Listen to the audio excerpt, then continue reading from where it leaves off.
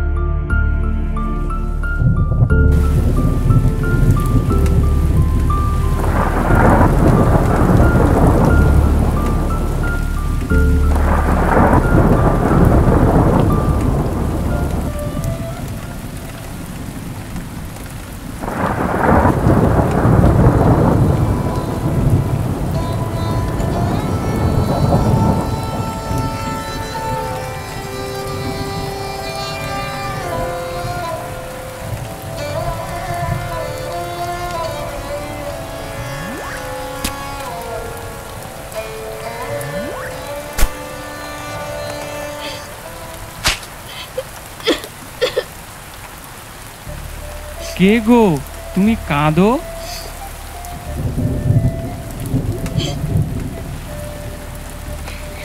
আমি দুঃখী লোকের মেয়ে,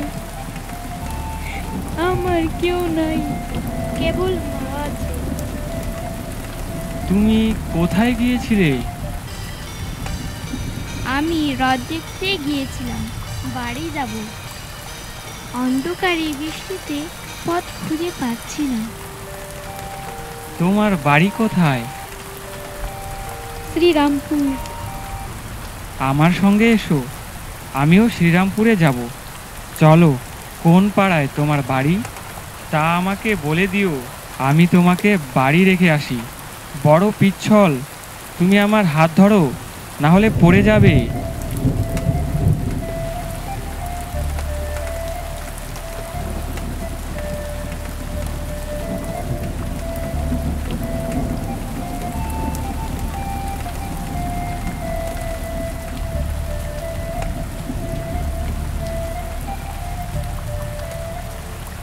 তোমার বয়স কত?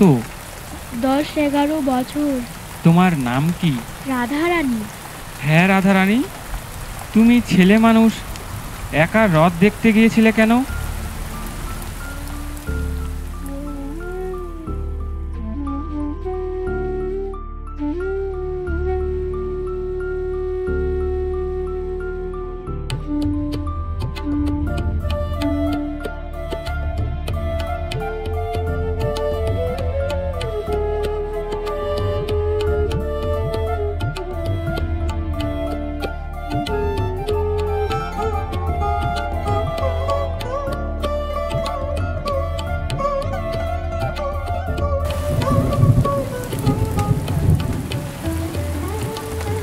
আমি এক ছড়া মালা খুঁজছিলাম। আমাদের বাড়িতে ঠাকুর আছেন, তাকে পরাবো। রথের হাট শীঘ্র ভেঙে গেল, আমি তাই মালা কিনতে পারিনি। তুমি মালা বেচো তো আমি কিনি। আমাকে যে এত যত্ন করে হাত ধরে অন্ধকারে বাড়ি নিয়ে যাচ্ছে, তার কাছ থেকে দাম কি করে নি? তা না হলে আমার মা খেতে পাবে না। তা নিয়ে নি।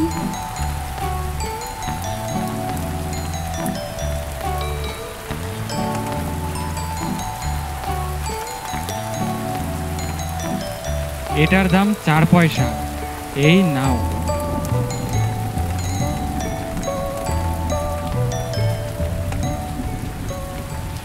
এটা কি পয়সা? এ যে বড় বলছে। ডবল পয়সা, দেখছো না 2টা দিই নাই। তা এ যে অন্ধকারেও চকচক করছে। তুমি ভুল করে টাকা দাওনি তো? না, নতুন কলের পয়সা, তাই চকচক করছে। তা ঠিক আছে, ঘরে গিয়ে প্রদীপ জেলে যদি দেখি যে পয়সা নয়, তখন ফিরিয়ে দিব। তোমাকে সেখানে একটু দাঁড়াতে হবে।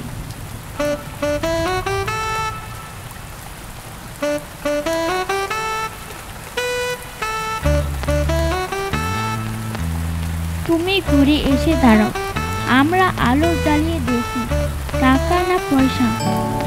আমি বাইরে দাঁড়িয়ে আছি, তুমি আগে ভিজা কাপড় ছাড়ো, তারপর প্রদীপ জ্বালিও। আমার আর কাপড় নেই, একটাই ছিল, সেটা কেচে দিয়েছি। তা আমি ভিজে কাপড় সব সময় থাকি, আমার অসুখ হয় না। আঁচলটা নিংড়ে পরবো এখন। তুমি দাঁড়াও, আমি আলোটা জ্বালাই। আচ্ছা।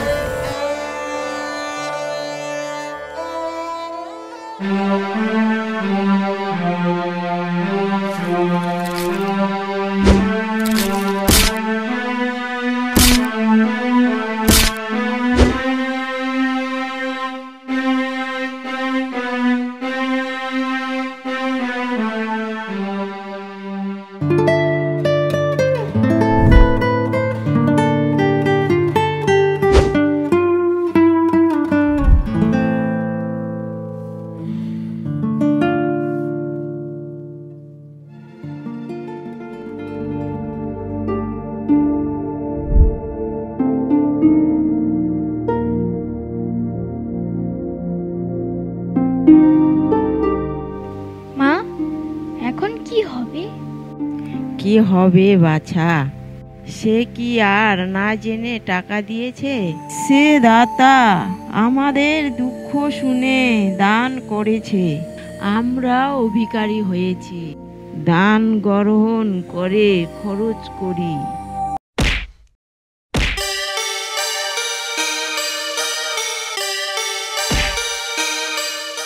পোড়া কপাল, তিনি কেন?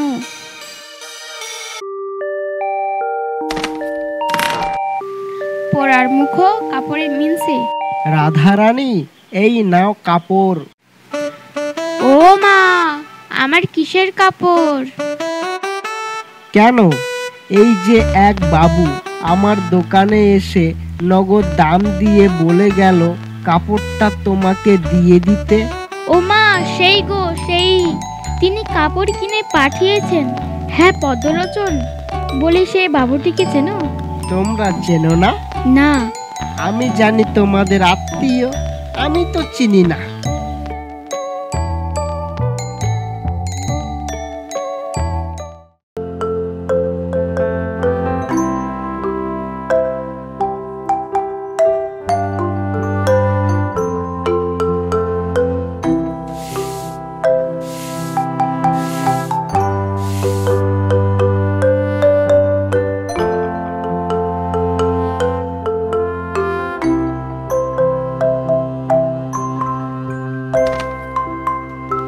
এটা কি মা? একটা নোট।